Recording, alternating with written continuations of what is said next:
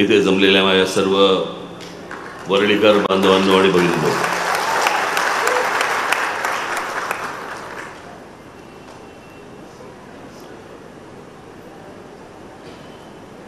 आज हा सगळा बिर्डी चाळींचा प्रकल्प, पोलीस लाईनचा प्रकल्प, कोळीवाड्याचा प्रकल्प, मला ही बिर्डी चाळ समोर दिसली की मला फक्त माझं बालपण आठवतं. वडिलांबरोबर येणं असायचं इथे माझं. आता कुठच्या इमारतीमध्ये राहायची मला कल्पना नाही, परंतु आमचे एक डॉक्टर देशमुख म्हणत होते, होमिओपॅथीचं औषध देणारे, ते इथे या बिर्डी चाळीमध्ये राहायचं. त्याच्याबरोबर म्हणजे त्यांच्याकडे वडिलांबरोबर येणं बऱ्याचदा असायचं, एक तर वडिलांबरोबर किंवा बाळासाहेबांबरोबर. त्याच्यामुळे हा तसा माझा परिचयाचा भाग आहे लहानपणापासूनचा. आज गेले अनेक महिने माझ्याकडे बिर्डी चाळीचे लोक येत आहेत, पोलीस कॉलनीचे लोक येतात, आमचे पोलीस बांधव पोलीस भगिनी येत आहेत, कोळीवाड्याचे माझे बांधव भगिनी येत आहेत. आज काही जाहीर सभा नाही आहे, त्याच्यामुळे काही लंब चौडं भाषण नाही आहे. मला फक्त एवढाच प्रश्न पडतो की अरे तुम्ही मालक न रे या महाराष्ट्राचे, तुम्ही या मुंबईचे मालक न, तुम्ही कसले रडताय रे?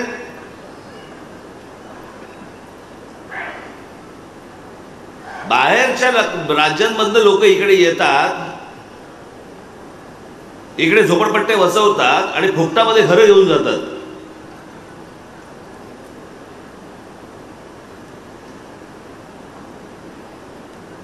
आणि याचं कारण तुम्ही योग्य वेळी योग्य ताकद दाखवत नाही.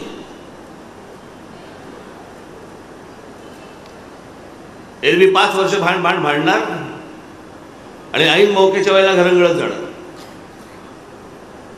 आणि समोरच्या नाही माहिती आहे देवीची पद्धत, हे जाऊन जाऊन जातील कुठे. त्याच्यामुळे तुमचे प्रकल्प रखडत राहणार. आणि जे बाहेरून येतात ते ज्यावेळेला त्यांची टगेगिरी ज्यावेळेला त्यांची सुरू होते, त्यावेळेला त्यांच्या म्हणण्यानुसार त्यांच्या गोष्टी त्यांना मिळतात, हातामध्ये येतात त्यांच्या. मला आजही आठवते त्या बांद्रा कुर्ला कॉम्प्लेक्समध्ये, ज्याला बरीच वर्ष झाली, मी ही गोष्ट तुम्हाला सांगतोय सर, पण एक 20-22 वर्षापूर्वीची गोष्ट, 21 वर्ष तर नक्की. 20 वर्षापूर्वी तिकडच्या झोपडपट्टी धारकांना तिथं झोपडपट्ट्या अनधिकृत ऑफर काय होती, एक तर घर मिळेल तुम्हाला किंवा 1 कोटी रुपये मिळतील. 20 वर्षापूर्वी 1 कोटी रुपये. आणि आमच्याकडे काय चाललंय, आम्हाला एवढे स्क्वेअर फूट वाढवून द्या. एक अजबच प्रकार मला ऐकू आला इथे. 2 कुटुंबांच्या मागे एका गाडीचं पार्किंग. म्हणजे आज हा चालवणार, उद्या मी चालवणार असं. आखता नाही, तुमचा विचारच नाहीये या सगळ्या गोष्टींमध्ये. तुम्ही एक पहिली नीट गोष्ट लक्षात घ्या, मुळात तुम्हाला किंमतच नाहीये. एवढा मोठा प्रकल्प ज्या वेळेला येतोय किंवा या एवढ्या मोठ्या प्रकल्पाचा ज्या वेळेला विचार होतोय, त्यावेळेला पहिल्यांदा तुमच्याशी बोललं गेलं पाहिजे, तुमचा विचार पहिला घेतला पाहिजे, तुमची मतं पहिली घेतली पाहिजेत. अशा कोणत्याही गोष्टी न घेता पहिल्यांदा प्रकल्प लादायचा आणि लादल्यावरती विचारायचंय काय पाहिजे अजून तुम्हाला.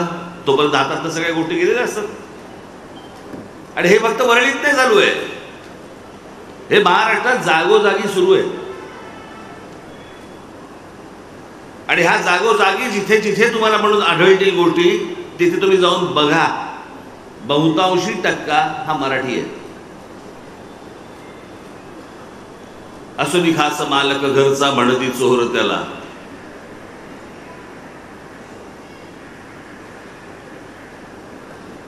कारण हे जे तुमच्या बाबतीत जी लोक करतायत, जे आजपर्यंत तुम्हाला शासन म्हणून मिळाले, त्याच सर्व लोकांना आतापर्यंत मतदान होत आलं. त्यांचे आमदार आले, त्यांचे खासदार आले, त्यांच्याच सगळ्या गोष्टी होत आल्या. त्याच्यामुळे त्यांना असं वाटतं की तुम्ही कोण, तुम्ही जे आम्ही करू ते तुम्हाला मान्य होईल, आम्ही सांगू ते तुम्ही मान्य करा. याच पद्धतीचं धोरण जर समजा पुढे राबवायचं असेल, असंच होणार, याच्या पलीकडे काही नाही होणार. असेच फक्त तुम्ही आरडाओरडा करत बसणार, आयत्या वेळेला काहीतरी तुमच्यासमोर काहीतरी टाकले जाणार 4 तुकडे, आणि तुम्ही समाधानाने गप्प बसणार. तुम्हाला जर समजा स्वाभिमानाने उभं राहायचं असेल, जगायचं असेल, तर पहिला तो स्वाभिमानी मणका जो आहे ना, तो तंदुरुस्त करून घ्या. म्हणजे जे वाटेल ते येतात आणि वाटेल त्या गोष्टी लागतायत ना, अशा गोष्टी होणार नाहीत.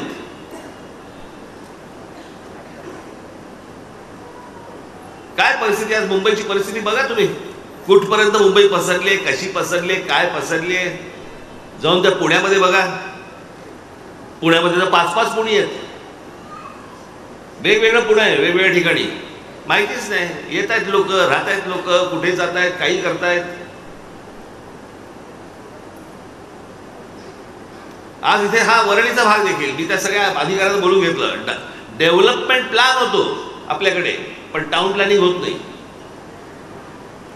की आज इथे माणसं किती येणार राहिला, इथे ज्या इतर इमारती ज्या उभ्या राहणार त्याच्यामध्ये किती लोकसंख्या वाढणार, त्या लोकसंख्येनुसार रस्ते आहेत का आपल्याकडे.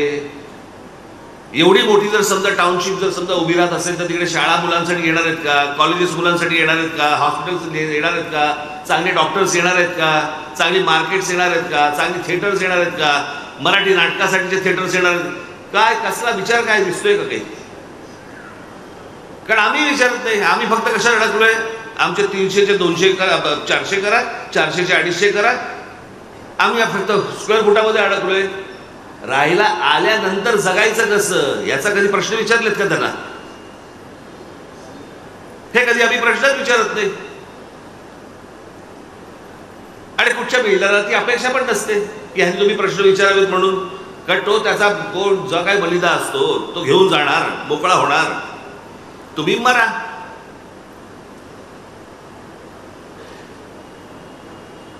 आम्हीच प्रश्न विचारत नाही होत. तुमची स्वतःची हक्काची जमीन तुम्ही देत असताना समोरच्याला डेव्हलप करायला तुम्ही प्रश्न विचारत नाही आहात.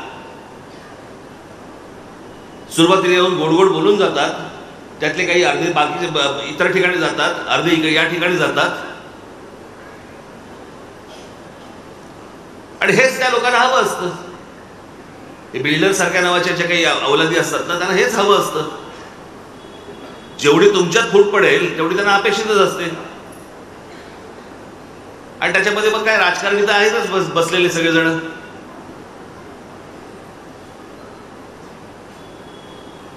तुम्ही स्वतः एकत्र राहणं गरजेचं आहे, तुम्ही स्वतः एकत्र विचार करणं गरजेचं आहे, आणि एकत्र विचार करून एकमुखाने त्यांच्या समोर बोलणं गरजेचं आहे. तर तुमच्या हाताला काहीतरी गोष्टी लागतील. आज हे संदीपने हे विजन वरळी ठेवलंय. अनेकदा मला हे चॅनलचे लोक मला बोलवतात, विजन महाराष्ट्र, पुढच्या 10 वर्षांनी महाराष्ट्र कसा दिसेल. 10 वर्षाचा विचार नसतो करायचा.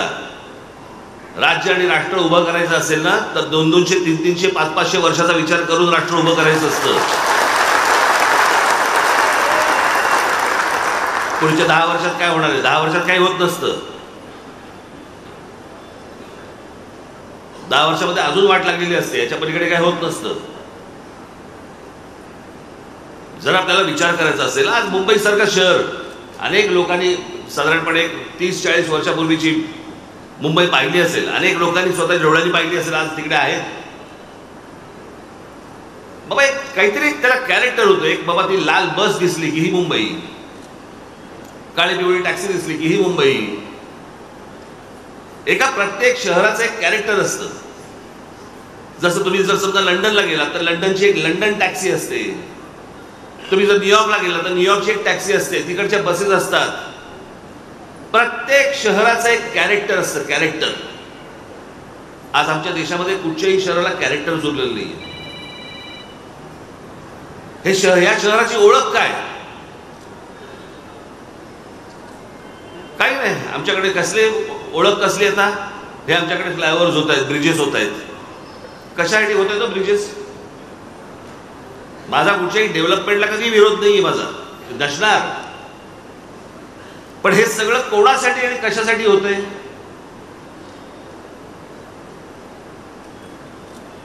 हे आता आग लावायला बसलेलंच आहे तिकडे, कारण मूळ विषय समजून घ्यायचाच नाही आमच्याकडे.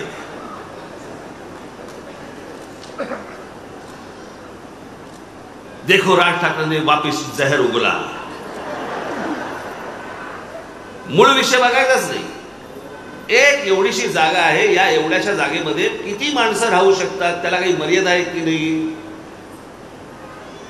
आणि बघ, ज्या वेळेला माणसं ज्या वेळेला वाढायला लागतात, आज मुंबईचं समजा लोकसंख्या बघितली, या मुंबईच्या लोकसंख्येमध्ये बाहेरून आलेल्या लोकांची संख्या किती आहे, आणि मग ते येत आहेत म्हटल्यानंतर त्या सुविधा केल्या पाहिजेत, मग रस्ते केले पाहिजेत, मग ब्रिजेस बांधले पाहिजेत, मग फ्लायओव्हर्स बांधले पाहिजेत, मग एवढ्या इमारतीमध्ये येत आहेत. एवढी सगळी ती मुंबई वाढत जाते. वाढत जाण्यामध्ये इकडच्या लोकांचा लोकसंख्या वाढवण्यात हात नाहीये, येणाऱ्या लोकांचा आहे. आणि मग त्यांना सुविधा देण्यामध्ये आम्ही आमचा खर्च करतोय, आणि आमचा सगळा पैसा हा या शहरांमध्ये खर्च होऊन महाराष्ट्राला मिळत नाहीये. आमचा शेतकरी आत्महत्या करतोय. जो मूळ या राज्याचा पैसा जिकडे जायला पाहिजे, ज्या लोकांसाठी खर्च व्हायला पाहिजे, तिथे पैसा न जाता या सगळ्या गोष्टींवरती, सुविधांवरती पैसे खर्च होत आहेत. मी मागे पण अनेकदा बोललो, परत एकदा बोलतो. एक साधं, एक आपण ठाणे जिल्हा म्हणून घेतला, ठाणे जिल्हा. या एका ठाणे जिल्ह्यामध्ये जगाच्या पाठीवर तुम्हाला असा जिल्हा मिळणार नाही, या देशात तर नाहीच नाही. साधारणपणे आपण एक पकडूया की एक ग्रामपंचायत असते. ग्रामपंचायतीचे अजून काय होते पुढे? काय होतं ग्रामपंचायतीचं पुढे? नगरपंचायत, जिल्हा परिषदा, नगरपालिका, मग महानगरपालिका. ह्या ज्या स्टेप्स आहेत, ह्या कशातनं ठरतात? या लोकसंख्येतनं ठरतात. जशी जशी लोकसंख्या वाढायला लागते तशी ती काय ग्रामपंचायतीची काय अजून काहीतरी जिल्हा परिषद होते, जिल्हा परिषद अजून काहीतरी नगरपालिका होते, नगरपालिका. आज मुंबई महानगरपालिका, मुंबई शहरामध्ये महानगरपालिका किती? एक. पुणे शहरामध्ये महानगरपालिका, जिल्ह्यात महानगरपालिका किती? 2. सर्व जिल्ह्यांमध्ये जर समजा तुम्ही महानगरपालिका काढल्या महाराष्ट्राच्या किंवा देशाच्या, तर 1 किंवा 2. ठाणे हा एकमेव जिल्हा आहे, जिल्ह्यात 8 महानगरपालिका आहेत.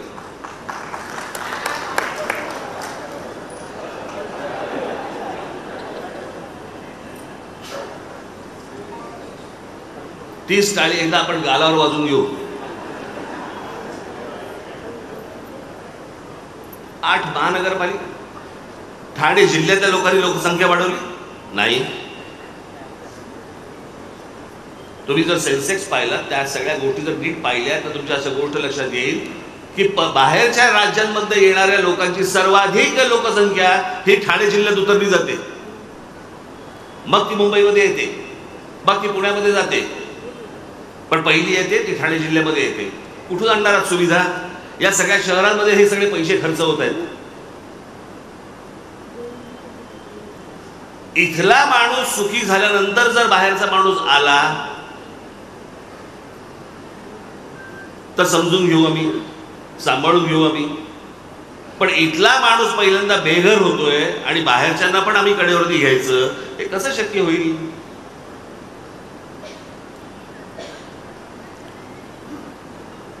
आणि मग त्याच्यामध्ये कशा, त्याच्यामध्ये मग ह्या सगळ्या निवडणुका आणि राजकारण आणि सगळं घुसल्यानंतर कोणाचं त्या गोष्टींकडे लक्षच नाही. मूळ विषयापासून तुम्हाला दुसरीकडे न्यायचं, एवढा फक्त राजकारणाचा उद्योग सुरू आहे. तुमचा मूळ विषयाकडे लक्षच जाता कामा नये.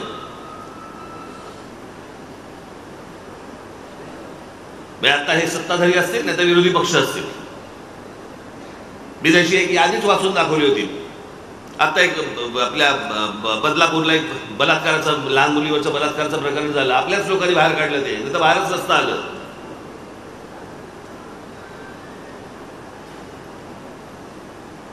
मग लगेच सगळे जण सुरू झाले या सरकारवरती टीका करण्यासाठी आणि ह्याच्यावरती की कसा बलात्कार, कसे काय होतं.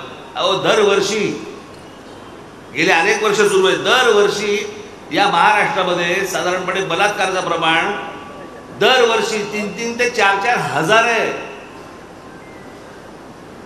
एक काय घेऊन बसलाय तुम्ही? आणि हा गव्हर्नमेंटचा आकडा सांगतोय मी, सरकारी आकडा सांगतोय मी. त्या दिवशी नागपूरच्या पत्रकार परिषदेमध्ये मी वाचून दाखवले ते आकडे सगळे.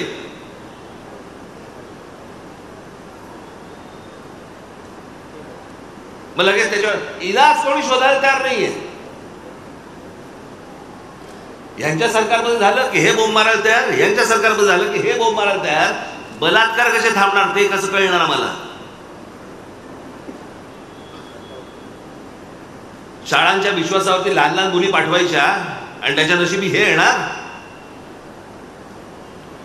बरं, त्यांनाही कोणत्या प्रकारचं शासन नाही, त्यांनाही कोणत्या प्रकारची शिक्षा नाही, माहिती नाही.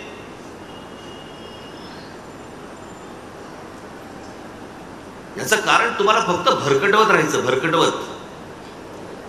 मागे तो एक विषय काढला होता, अरबी समुद्रामध्ये छत्रपती शिवाजी महाराजांचा पुतळा.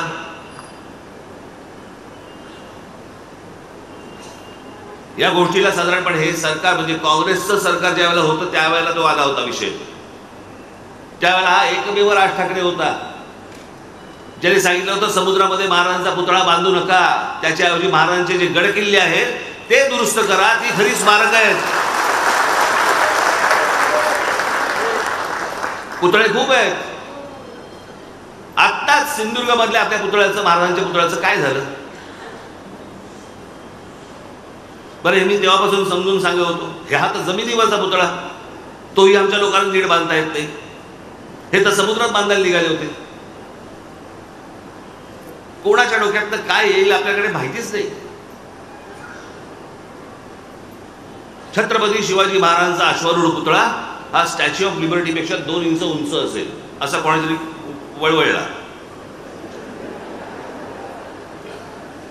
ज्याने स्वतः स्टॅच्यू ऑफ लिबर्टीही पाहिलेलं नाही, ज्याला शिल्पकलाही माहीत नाही, कसे पुतळे उभे करतात, काय असतं त्याचं काही गणित माहिती नाही, फक्त नुसतं ओरडायचं, बोंबलायचं आणि हे बोंबलून जेवढी हातात पदरात मतं पाडता येतील तेवढी पाडायची.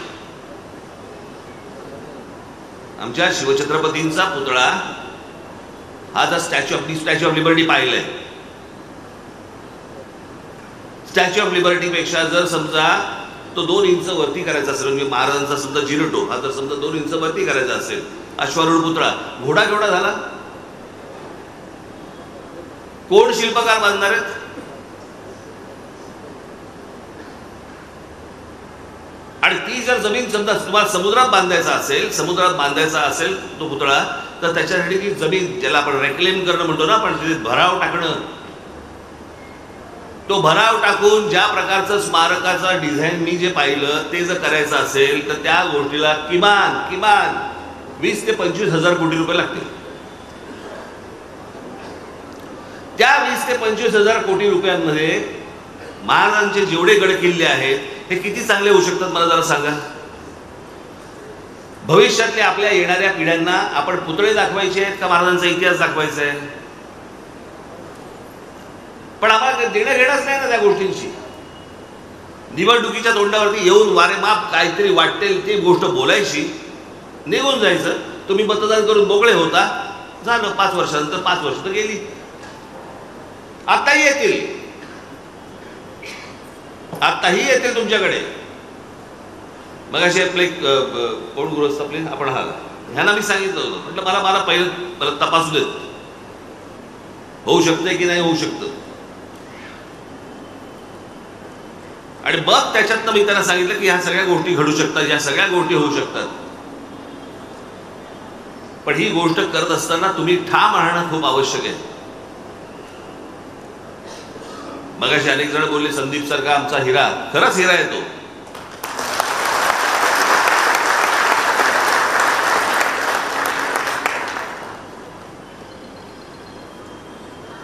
बाकीचे पण आहेत तसं.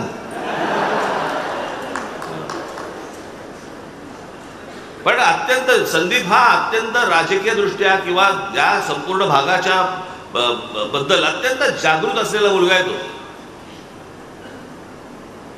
अत्यंत अभ्यासू आहे, विषयावरती बोलणार आहे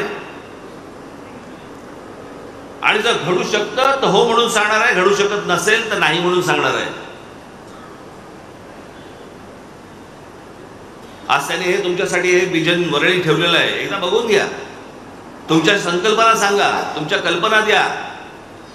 पण उद्या ज्या वेळेला परत बाहेरचे लोक येऊन ज्यावेळेला वरळीचं मातेरं होईल ना, त्यावेळेला त्याच्यानंतर पश्चातापाचा हात एवढंच फक्त कपाळावर मारणार. दुसऱ्यांच्या हातामध्ये या सगळ्या गोष्टी द्यायच्या, बाकीचे सगळे निघून जातील. कोणी तुम्हाला तोंड दाखवणार नाहीयेत, कोणी हाताला पण लागणार नाहीयेत. पण आम्ही सदैव तुमच्या बरोबर आहोत. हा भाग चांगला व्हावा, हा भाग चांगला व्हावा. अहो, वरळीचा किल्ला आहे आमचा इकडे, तिथे तो मायूंचा किल्ला, तो मागे आम्ही सोडून घेतला. सगळं अनधिकृत सगळं भरलं होतं त्या किल्ल्यावरती, सगळं तोडून मोडून बाहेर काढायला लावलं. मला फक्त तुम्हाला एवढंच सांगायचं आहे, जे चांगलं काम करतायत त्यांच्या पाठीशी शाबासकीची थाप बसणार आहे की नाही बसणार आहे? की ज्यांनी आजपर्यंत एवढा सगळा गोंधळ घालून ठेवलाय राजकीय, सामाजिक आणि सगळ्याच दृष्टिकोनातनं, त्यांच्याच जर पाठीवरती जर समजा परत थाप बसणार असेल तर तुम्हाला काय हात जोडून जातं, अजून दुसरं मी काय करू शकतो?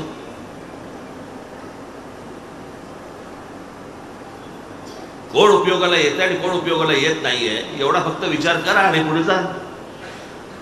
आज वरळीच्या या सर्व समस्या लवकरात लवकर सुटोत, त्यासाठी आमच्याकडनं जे काही प्रयत्न करण्यासारखे असतील एवढे प्रयत्न 100% आमच्याकडनं होणार म्हणून तुम्ही लक्षात ठेवा. हे तुमच्याशी राज ठाकरे बोलतोय, दुसरा तिसरा कोणी माणूस बोलत नाहीये.